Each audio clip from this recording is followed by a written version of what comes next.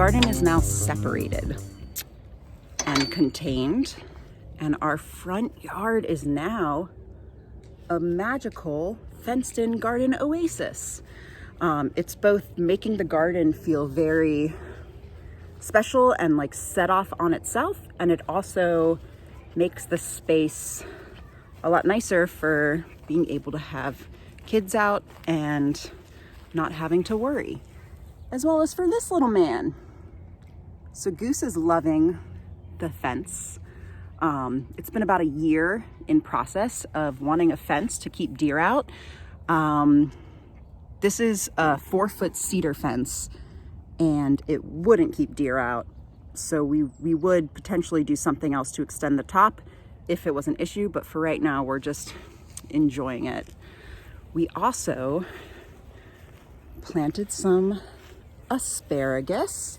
So the asparagus was planted in these 2 beds, and they are 2-year bare root crowns. And once you plant asparagus and you take good care of it, it can last 15 to 30 years in your garden. So I planted Mary Washington over here and Purple Passion over here. And the first year they'll just get some fronds on them, but they already are popping up a little bit of asparagus. You don't actually harvest the first year, and you harvest very gently the second year. And then third year and on, you just get to go at it. So that's really exciting. I did some companion planting with it.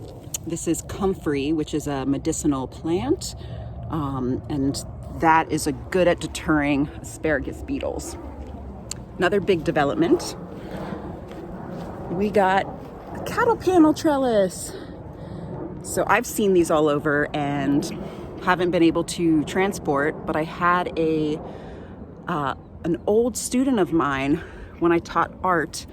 Her dad was interested in learning about some gardening stuff from me, so we kind of traded knowledge for truck power, and we've put up this trellis. And this trellis is going to, this year, be a better spot for these sugar snap peas and this poor muscadine that's just been moved around. He's gonna be trellising up on it. And then on the other side, I'm thinking of either planting luffa or pole beans. So that'll be my first year with both of those. And the rest of the garden, I did actually add a little extension over here. We had a frost last night, which was unexpected because it said it was gonna go to 36, so I didn't worry, but it ended up going to 32. So a couple of these brand new jalapeno plants had a hard time, but they're actually, I think they might make it. This is the, I think I might make it look. It looks better than it did earlier. This guy, still looking pretty rough, but you know, that one's doing pretty okay. So this is just a temporary solution until my husband builds another bed that's about that size. I just put these rocks that I've slowly been increasing our garden space with. I made a little temporary bed. Other stuff is looking good. Our peppers didn't seem to get too much frost damage. Carrots are coming up. And our basil's looking happy. These sugar snap peas are growing up.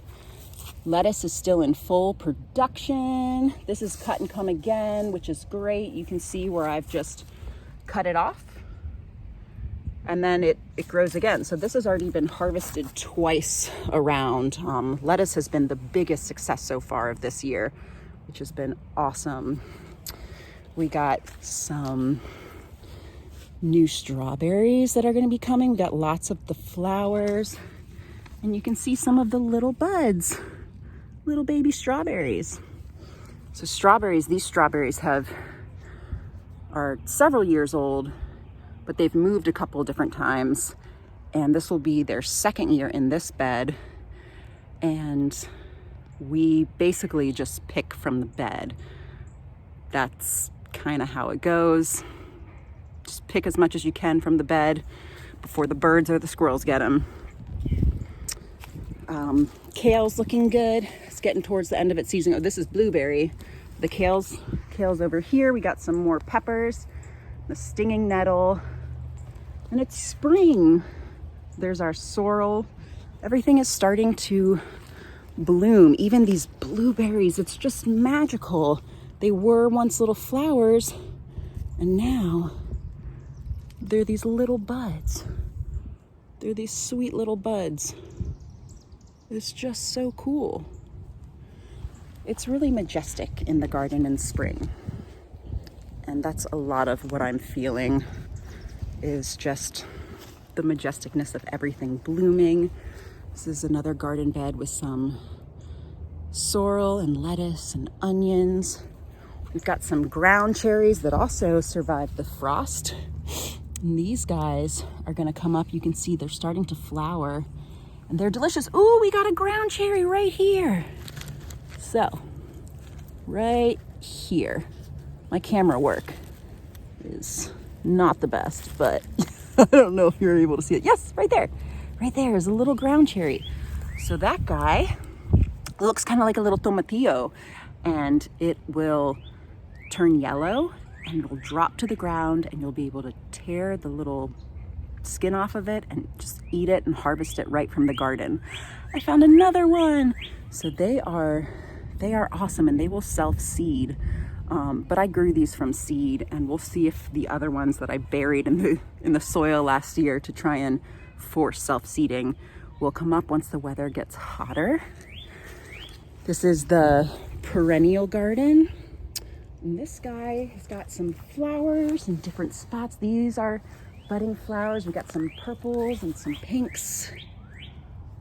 And all of these, the pollinators are gonna love. So our little perennial pollinator garden is looking pretty magical.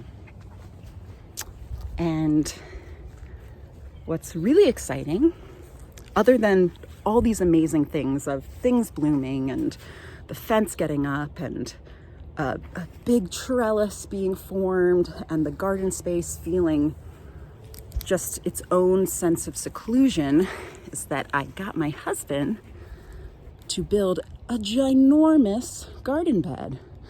So we would probably not go as big next time. We'll just do 2 8-footers instead of 1 16-footer. But this place gets almost full sun all day. And so we just have a bunch of cardboard in here, and then the soil will go on top. Probably put in some of the compost that we have in the back and some of my vermicomposting worm castings.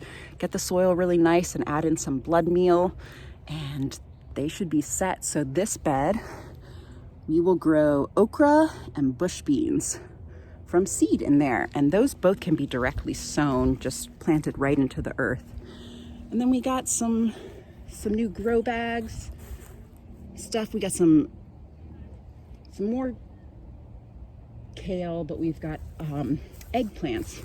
So we got some eggplants next to basil, and these eggplants I'm growing for the first time. These are all the leftover stuff from the indoor grow, which will be finding their places to happy homes. And we even have our Jerusalem artichokes coming up. So these were planted last year, and they will spread, and you supposedly they'll make a beautiful flower, and then they also, you eat the tubers, and they taste somewhere between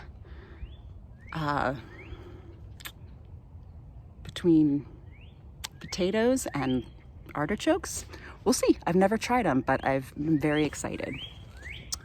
And then of course our grow bag section going all the way back with tomatoes coming up, peppers looking good, and our fun little potatoes blooming up.